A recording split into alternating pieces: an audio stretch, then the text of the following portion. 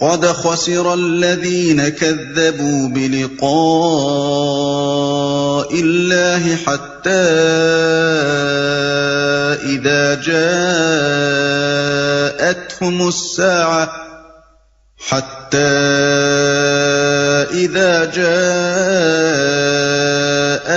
الساعة بغتة قالوا يا حسرتنا على ما فرطنا فيها وهم يحملون أوزارهم على ظهورهم ألا ساء ما يزرون۔ نقصان میں پڑ گئے وہ لوگ جنہوں نے اللہ سے اپنی ملاقات کی اطلاع کو جھوٹ قرار دیا۔ جب اچانک وہ گھڑی آ جائے گی تو یہی لوگ کہیں گے افسوس ہم سے اس معاملے میں کیسی تقصیر ہوئی، اور ان کا حال یہ ہوگا کہ اپنی پیٹھوں پر اپنے گناہوں کا بوجھ لادے ہوئے ہوں گے۔ دیکھو کیسا برا بوجھ ہے جو یہ اٹھا رہے ہیں۔ وَمَا الْحَيَاةُ الدُّنْيَا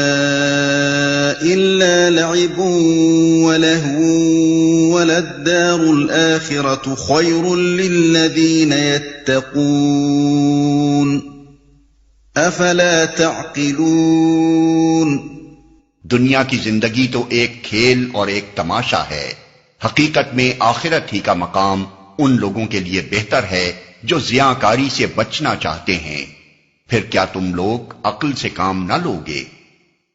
دنیا کی زندگی تو ایک کھیل اور ایک تماشا ہے۔ اس کا یہ مطلب نہیں کہ دنیا کی زندگی میں کوئی سنجیدگی نہیں ہے اور یہ محض کھیل اور تماشے کے طور پر بنائی گئی۔ دراصل اس کا مطلب یہ ہے کہ آخرت کی حقیقی اور پائیدار زندگی کے مقابلے میں یہ زندگی ایسی ہے جیسے کوئی شخص کچھ دیر کھیل اور تفریح میں دل بہلائے اور پھر اصل سنجیدہ کاروبار کی طرف واپس ہو جائے۔ نیز اسے کھیل اور تماشے سے تشبیہ اس لیے بھی دی گئی ہے کہ یہاں حقیقت کے مخفی ہونے کی وجہ سے بے بصیرت اور ظاہر پرست انسانوں کے لیے غلط فہمیوں میں مبتلا ہونے کے بہت سے اسباب موجود ہیں، اور ان غلط فہمیوں میں پھنس کر لوگ حقیقت نفس العملی کے خلاف ایسے عجیب طرز عمل اختیار کرتے ہیں جن کی بدولت ان کی زندگی محض ایک کھیل اور تماشا بن کر رہ جاتی ہے۔ مثلا جو شخص یہاں بادشاہ بن کر بیٹھتا ہے اس کی حیثیت حقیقت میں تھیٹر کے اس مصنوعی بادشاہ سے مختلف نہیں ہوتی جو تاج پہن کر جلوہ افروز ہوتا ہے اور اس طرح حکم چلاتا ہے گویا کہ وہ واقعی بادشاہ ہے، حالانکہ حقیقی بادشاہی کی اس کو ہوا تک نہیں لگی ہوتی۔ ڈائریکٹر کے ایک اشارے پر وہ معزول ہو جاتا ہے، قید کیا جاتا ہے اور اس کے قتل تک کا فیصلہ صادر ہو جاتا ہے۔ ایسے ہی تماشے اس دنیا میں ہر طرف ہو رہے ہیں۔ کہیں کسی ولی یا دیوی کے دربار سے حاجت روائیاں ہو رہی ہیں، حالانکہ وہاں حاجت روائی کی طاقت کا نام و نشان تک موجود نہیں۔ کہیں کوئی غیب دانی کے کمالات کا مظاہرہ کر رہا ہے، حالانکہ غیب کے علم کا وہاں شائبہ تک نہیں۔ کہیں کوئی لوگوں کا رزاق بنا ہوا ہے، حالانکہ ایک بیچارہ خود اپنے رزق کے لیے کسی اور کا محتاج ہے۔ کہیں کوئی اپنے آپ کو عزت اور ذلت دینے والا، نفع اور نقصان پہنچانے والا سمجھے بیٹھا ہے اور یوں اپنی کبریائی کے ڈنکے بجا رہا ہے گویا کہ وہی گرد و پیش کی ساری مخلوق کا خدا ہے، حالانکہ بندگی کی ذلت کا داغ اس کی پیشانی پر لگا ہوا ہے اور قسمت کا ایک ذرا سا جھٹکا اسے کبریائی کے مقام سے گرا کر انہی لوگوں کے قدموں میں پامال کرا سکتا ہے جن پر وہ کل تک خدائی کر رہا تھا۔ یہ سب کھیل جو دنیا کی چند روزہ زندگی میں کھیلے جا رہے ہیں، موت کی ساعت آتے ہی یکلخت ختم ہو جائیں گے اور اس سرحد سے پار ہوتے ہی انسان اس عالم میں پہنچ جائے گا جہاں سب کچھ عین مطابق حقیقت ہوگا، اور جہاں دنیاوی زندگی کی ساری غلط فہمیوں کے چھلکے اتار کر ہر انسان کو دکھا دیا جائے گا کہ وہ صداقت کا کتنا جوہر اپنے ساتھ لایا ہے جو میزان حق میں کسی وزن اور کسی قدر و قیمت کا حامل ہو سکتا ہے۔ قد نعلم إنه لا يحزنك الذي يقولون فإنهم لا يكذبونك ولكن الظالمين بآيات الله يجحدون۔ اے محمد، ہمیں معلوم ہے کہ جو باتیں یہ لوگ بناتے ہیں ان سے تمہیں رنج ہوتا ہے، لیکن یہ لوگ تمہیں نہیں جھٹلاتے بلکہ یہ ظالم دراصل اللہ کی آیات کا انکار کر رہے ہیں۔ واقعہ یہ ہے کہ جب تک محمد صلی اللہ علیہ وسلم نے اللہ کی آیات سنانی شروع نہ کی تھی، آپ کی قوم کے سب لوگ آپ کو امین اور صادق سمجھتے تھے اور آپ کی راست بازی پر کامل اعتماد رکھتے تھے۔ انہوں نے آپ کو جھٹلایا اس وقت جبکہ آپ نے اللہ کی طرف سے پیغام پہنچانا شروع کیا، اور اس دوسرے دور میں بھی ان کے اندر کوئی شخص ایسا نہ تھا جو شخصی حیثیت سے آپ کو جھوٹا قرار دینے کی جرات کر سکتا ہو۔ آپ کے کسی سخت سے سخت مخالف نے بھی کبھی آپ پر یہ الزام نہیں لگایا کہ آپ دنیا کے کسی معاملے میں کبھی جھوٹ بولنے کے مرتکب ہوئے ہیں۔ انہوں نے جتنی آپ کی تکذیب کی وہ محض نبی ہونے کی حیثیت سے کی۔ آپ کا سب سے بڑا دشمن ابو جہل تھا، اور حضرت علی رضی اللہ عنہ کی روایت ہے کہ ایک مرتبہ اس نے خود نبی صلی اللہ علیہ وسلم سے گفتگو کرتے ہوئے کہا، انا لا نکذبک ولکن نکذب ما جئت بہ، ہم آپ کو تو جھوٹا نہیں کہتے، یعنی ہم آپ کو تو جھوٹا نہیں کہتے مگر جو کچھ آپ پیش کر رہے ہیں اسے جھوٹ قرار دیتے ہیں۔ جنگ بدر کے موقع پر اخنس بن شریق نے تخلیہ میں ابو جہل سے پوچھا کہ یہاں میرے اور تمہارے سوا کوئی تیسرا موجود نہیں ہے، سچ بتاؤ کہ محمد کو تم سچا سمجھتے ہو یا جھوٹا؟ اس نے جواب دیا کہ خدا کی قسم محمد ایک سچا آدمی ہے، عمر بھر کبھی جھوٹ نہیں بولا، مگر جب لواء اور سقایت اور حجابت اور نبوت سب کچھ بنی قصی ہی کے حصے میں آ جائے تو بتاؤ باقی سارے قریش کے پاس کیا رہ گیا؟ اسی بنا پر یہاں اللہ تعالیٰ اپنے نبی کو تسلی دے رہا ہے کہ تکذیب دراصل تمہاری نہیں بلکہ ہماری کی جا رہی ہے، اور جب ہم تحمل و بردباری کے ساتھ اسے برداشت کیے جا رہے ہیں اور ڈھیل پر ڈھیل دیے جاتے ہیں تو تم کیوں مضطرب ہوتے ہو؟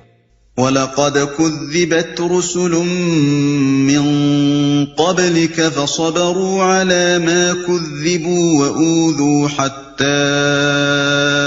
أَتَاهُمْ نَصْرُنَا وَلَا مُبَدِّلَ لِكَلِمَاتِ اللَّهِ وَلَقَدْ جَاءَكَ مِن نَّبَإِ الْمُرْسَلِينَ۔ تم سے پہلے بھی بہت سے رسول جھٹلائے جا چکے ہیں، مگر اس تکذیب پر اور ان اذیتوں پر جو انہیں پہنچائی گئیں انہوں نے صبر کیا یہاں تک کہ انہیں ہماری مدد پہنچ گئی۔ اللہ کی باتوں کو بدلنے کی طاقت کسی میں نہیں ہے، اور پچھلے رسولوں کے ساتھ جو کچھ پیش آیا اس کی خبریں تمہیں پہنچ ہی چکی ہیں۔ اللہ کی باتوں کو بدلنے کی طاقت کسی میں نہیں ہے۔ یعنی اللہ نے حق اور باطل کی کشمکش کے لیے جو قانون بنا دیا ہے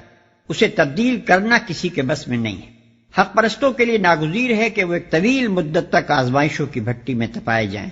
اپنے صبر کا، اپنی راست بازی کا، اپنے ایثار اور اپنی فداکاری کا، اپنے ایمان کی پختگی اور اپنے توکل علی اللہ کا امتحان دیں،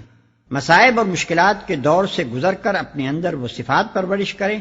جو صرف اسی دشوار گزار گھاٹی میں پرورش پا سکتی ہیں،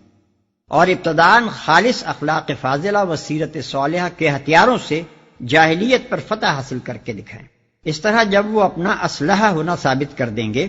تب اللہ کی نصرت ٹھیک اپنے وقت پر ان کی دستگیری کے لیے آ پہنچے گی، وقت سے پہلے وہ کسی کے لائق نہیں آ سکتی۔ وَإِن كَانَ كَبُرَ عَلَيْكَ إِعْرَاضُهُمْ فَإِنِ اسْتَطَعْتَ أَن تَبْتَغِيَ نَفَقًا فِي الْأَرْضِ أَوْ سُلَّمًا فِي السَّمَاءِ فَتَأْتِيَهُم بِآيَةٍ وَلَوْ شَاءَ اللَّهُ لَجَمَعَهُمْ عَلَى الْهُدَى فَلَا تَكُونَنَّ مِنَ الْجَاهِلِينَ۔ تاہم اگر ان لوگوں کی بے رخی تم سے برداشت نہیں ہوتی تو اگر تم میں کچھ زور ہے تو زمین میں کوئی سرنگ ڈھونڈو یا آسمان میں سیڑھی لگاؤ اور ان کے پاس کوئی نشانی لانے کی کوشش کرو۔ اگر اللہ چاہتا تو ان سب کو ہدایت پر جمع کر سکتا تھا، لہذا نادان مت بنو اور ان کے پاس کوئی نشانی لانے کی کوشش کرو۔ نبی صلی اللہ علیہ وسلم جب دیکھتے تھے کہ اس قوم کو سمجھاتے سمجھاتے مدتیں گزر گئی ہیں اور کسی طرح یہ راستے پر نہیں آتی تو بسا اوقات آپ کے دل میں یہ خواہش پیدا ہوتی تھی کہ کاش کوئی نشانی خدا کی طرف سے ایسی ظاہر ہو جس سے ان لوگوں کا کفر ٹوٹے اور یہ میری صداقت تسلیم کر لیں۔ آپ کی اسی خواہش کا جواب اس آیت میں دیا گیا ہے۔ مطلب یہ ہے کہ بے صبری سے کام نہ لو، جس ڈھنگ اور جس ترتیب و تدریج سے ہم اس کام کو چلوا رہے ہیں اسی پر صبر کے ساتھ چلتے جاؤ۔ معجزوں سے کام لینا ہوتا تو کیا ہم خود نہ لے سکتے تھے؟ مگر ہم جانتے ہیں کہ جس فکری و اخلاقی انقلاب اور جس بدنیت صالحہ کی تعمیر کے کام پر تم مامور کیے گئے ہو اسے کامیابی کی منزل تک پہنچانے کا صحیح راستہ یہ نہیں ہے۔ تاہم اگر لوگوں کے موجودہ جمود اور ان کے انکار کی سختی پر تم سے صبر نہیں ہوتا اور تمہیں گمان ہے کہ اس جمود کو توڑنے کے لیے کسی محسوس نشانی کا مشاہدہ کرانا ہی ضروری ہے، تو خود زور لگاؤ اور تمہارا کچھ بس چلتا ہو تو زمین میں گھس کر یا آسمان پر چڑھ کر کوئی ایسا معجزہ لانے کی کوشش کرو جسے تم سمجھو کہ یہ بے یقینی کو یقین میں تبدیل کر دینے کے لیے کافی ہوگا، مگر ہم سے امید نہ رکھو کہ ہم تمہاری یہ خواہش پوری کریں گے، کیونکہ ہماری اسکیم میں اس تدبیر کے لیے کوئی جگہ نہیں ہے۔ لہذا نادان مت بنو۔ یعنی اگر صرف یہی بات مطلوب ہوتی کہ تمام انسان کسی نہ کسی طور پر راست رو بن جائیں تو نبی بھیجنے اور کتابیں نازل کرنے اور مومنوں سے کفار کے مقابلے میں جد و جہد کرانے اور دعوت حق کو تدریجی تحریک کی منزلوں سے گزروانے کی حاجت ہی کیا تھی؟ یہ کام تو اللہ کے ایک ہی تخلیقی اشارے سے انجام پا سکتا تھا، لیکن اللہ اس کام کو اس طریقے پر کرنا نہیں چاہتا۔ اس کا منشا تو یہ ہے کہ حق کو دلائل کے ساتھ لوگوں کے سامنے پیش کیا جائے، پھر ان میں سے جو لوگ فکر صحیح سے کام لے کر حق کو پہچان لیں وہ اپنے آزادانہ اختیار سے اس پر ایمان لائیں، اپنی سیرتوں کو اس کے سانچے میں ڈھال کر باطل پرستوں کے مقابلے میں اپنا اخلاقی تفوق ثابت کریں، انسانوں کے مجموعے میں سے صالح عناصر کو اپنے طاقتور استدلال، اپنے بلند نصب العین، اپنے بہتر اصول زندگی اور اپنی پاکیزہ سیرت کی کشش سے اپنی طرف کھینچتے چلے جائیں، اور باطل کے خلاف پہم جد و جہد کر کے فطری ارتقاء کی راہ سے قیامت دین حق کی منزل تک پہنچے۔ اللہ اس کام میں ان کی رہنمائی کرے گا، اور جس مرحلے پر جیسی مدد اللہ سے پانے کا وہ اپنے آپ کو مستحق بنائیں گے وہ مدد بھی انہیں دیتا چلا جائے گا۔ لیکن اگر کوئی یہ چاہے کہ اس فطری راستے کو چھوڑ کر اللہ تعالیٰ محض اپنی قدرت قاہرہ کے زور سے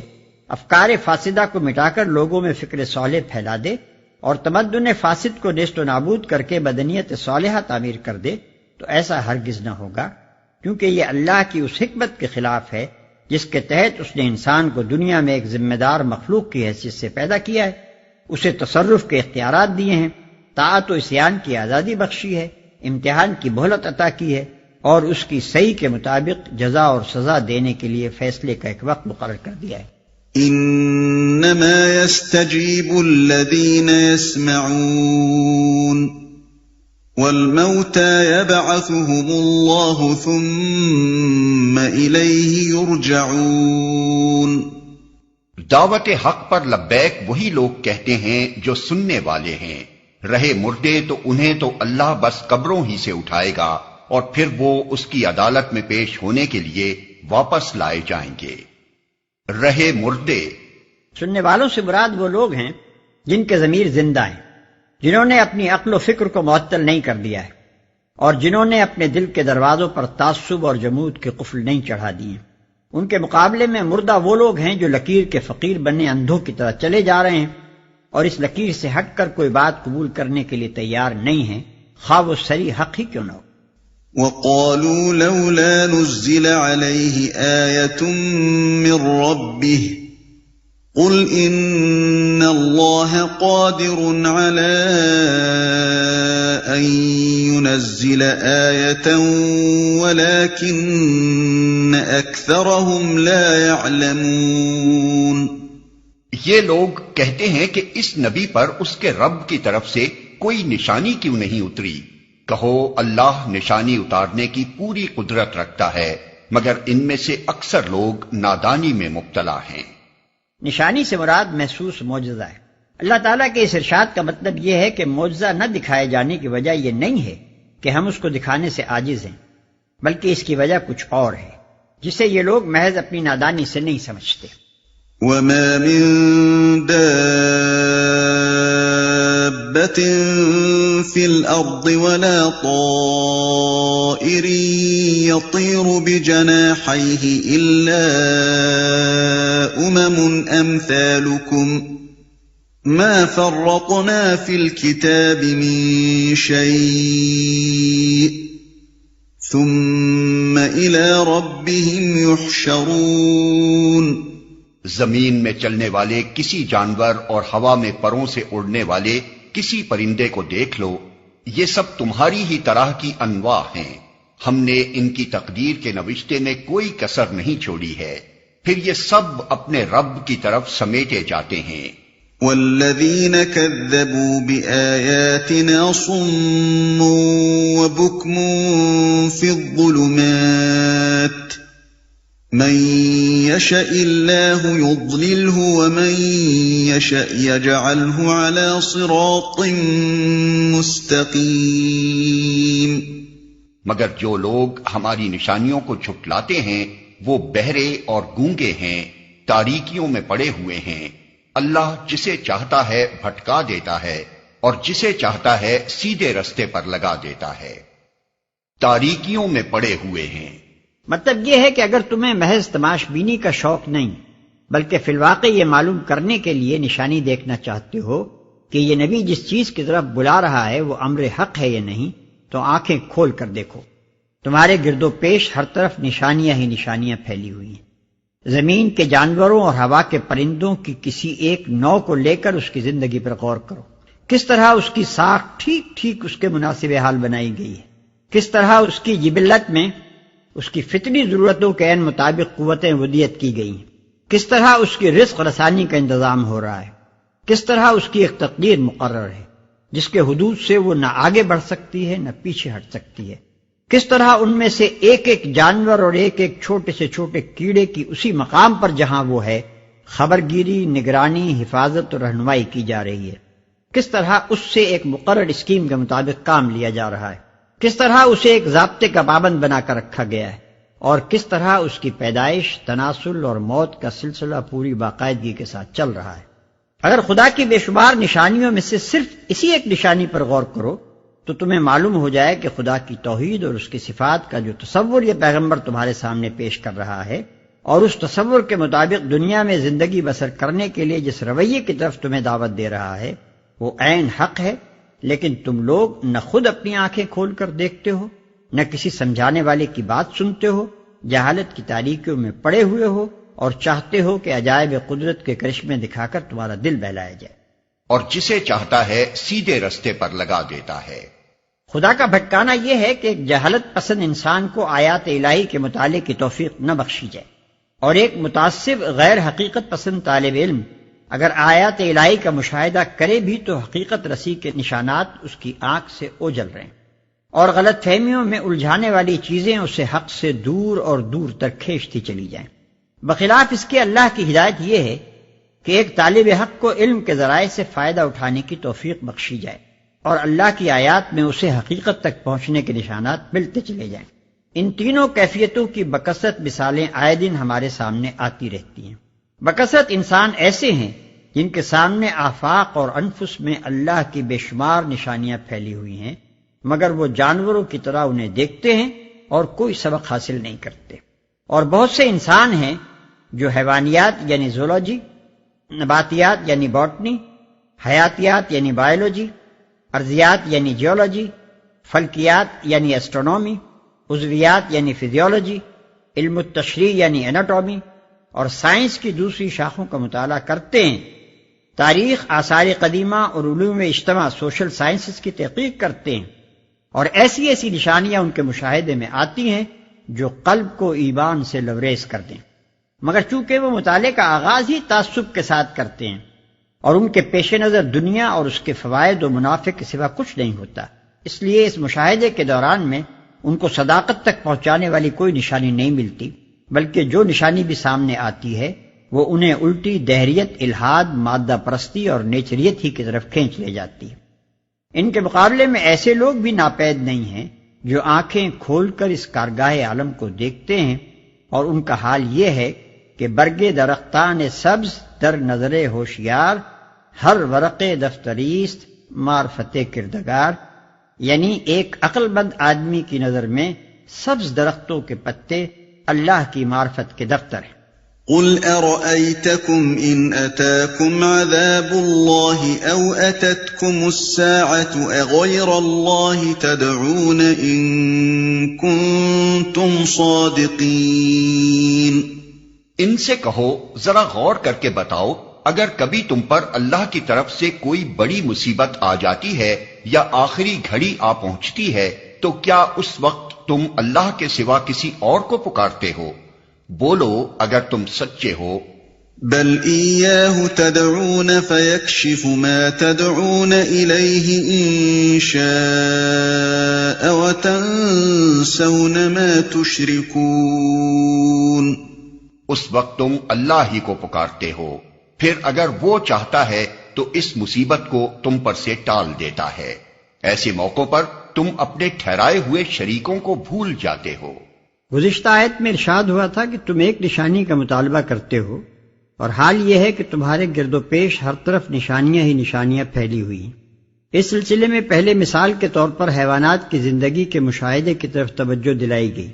اس کے بعد اب ایک دوسری نشانی کی طرف اشارہ فرمایا جا رہا ہے جو خود منکرین حق کے اپنے نفس میں موجود۔ جب انسان پر کوئی بڑی آفت آ جاتی ہے یا موت اپنی بھیانک صورت کے ساتھ سامنے آ کھڑی ہوتی ہے، اس وقت ایک خدا کے دامن کے سوا کوئی دوسری پناہ گاہ اسے نظر نہیں آتی۔ بڑے بڑے مشرک ایسے موقع پر اپنے معبودوں کو بھول کر خدا واحد کو پکارنے لگتے ہیں۔ کٹے سے کٹا دہریہ تک خدا کے آگے دعا کے لیے ہاتھ پھیلا دیتا ہے۔ اسی نشانی کو یہاں حق نمائی کے لیے پیش کیا جا رہا ہے، کیونکہ یہ اس بات پر دلیل ہے کہ خدا پرستی اور توحید کی شہادت ہر انسان کے نفس میں موجود ہے، جس پر غفلت و جہالت کے خواہ کتنے ہی پردے ڈال دیے گئے ہوں، مگر پھر بھی کبھی نہ کبھی وہ ابھر کر سامنے آ جاتی ہے۔ ابو جہل کے بیٹے اکرمہ کو اسی نشانی کے مشاہدے سے ایمان کی توفیق نصیب ہوئی۔ جب مکہ معظمہ نبی صلی اللہ علیہ وسلم کے ہاتھ پر فتح ہو گیا تو اکرمہ جدہ کی طرف بھاگے اور ایک کشتی پر سوار ہو کر حبش کی راہ لی۔ راستے میں سخت طوفان آیا اور کشتی خطرے میں پڑ گئی۔ اول تو دیویوں اور دیوتاؤں کو پکارا جاتا رہا، مگر جب طوفان کی شدت بڑھی اور مسافروں کو یقین ہو گیا کہ اب کشتی ڈوب جائے گی تو سب کہنے لگے کہ یہ وقت اللہ کے سوا کسی کو پکارنے کا نہیں ہے، وہی چاہے تو ہم بچ سکتے ہیں۔ اس وقت اکرمہ کی آنکھیں کھلیں اور ان کے دل نے آواز دی کہ اگر یہاں اللہ کے سوا کوئی مددگار نہیں تو کہیں اور کیوں ہو؟ یہی تو وہ بات ہے جو اللہ کا وہ نیک بندہ ہمیں 20 برس سے سمجھا رہا ہے اور ہم خامخواہ اس سے لڑ رہے ہیں۔ یہ اکرمہ کی زندگی میں فیصلہ کن لمحہ تھا۔ انہوں نے اسی وقت خدا سے عہد کیا کہ اگر میں اس طوفان سے بچ گیا تو سیدھا محمد صلی اللہ علیہ وسلم کے پاس جاؤں گا اور ان کے ہاتھ میں ہاتھ دے دوں گا۔ چنانچہ انہوں نے اپنے اس عہد کو پورا کیا اور بعد میں آ کر نہ صرف مسلمان ہوئے بلکہ اپنی بقیہ عمر اسلام کے لیے جہاد کرتے گزار دی۔